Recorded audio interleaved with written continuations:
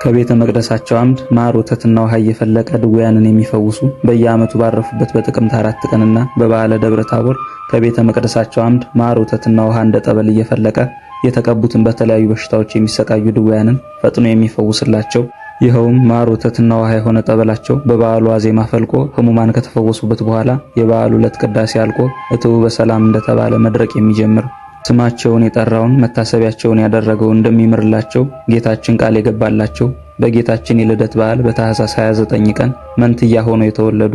የንግስና ስማቸው ኢዛናና ሳይዛና ተብሎ በአባታቸው መንግስት ተተክተው በ12 ዓመታቸው በአንድ መንበር ከነገሱ በኋላ ቅን ፍርድን እየፈረዱ ድሃ ሳይበድሉ ፍትህ ሳያጓድሉ ሀገራችን ኢትዮጵያን የመሩ አብሮ አደጋቸውን አቡነ ሰላማ ከሳቴ ብርሃንን ወደ እስክንድርያ ልከው ክህነትን ጥምቀትንና ቁርባንን ወደ ሀገራችን ያመጡና ስመ ጥምቀታቸው አብርሃ ወአጽብሃ ተብለው በአቡነ ሰላማ ከሳቴ ብርሃን እጅ የተጠመቁ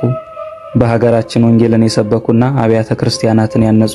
ታላቁ ቅዱስ አብርሃ በ374 ዓመተ ምህረት በጥቅምት 4 ቀን በሰማዕትነት ሲያርፍ ታናሹ ቅዱስ አጽብሃ ደግሞ በ379 ዓመተ ምህረት በተመሳሳይ ቀን ያረፈ መንትዮቹ ቅዱሳን ነገስታት አብርሃ ወአጽብሃ ዛሬ ጥቅምት 4 ቀን ያረፉበት ዓመታዊ መታሰቢያ በዓላቸው ነው። ለእግዚአብሔር ምስጋና ይሁን። እኛንም በቅዱሳን ነገስታት አብርሃ ወአጽብሃ ጸሎት ይማረን ይቆየን።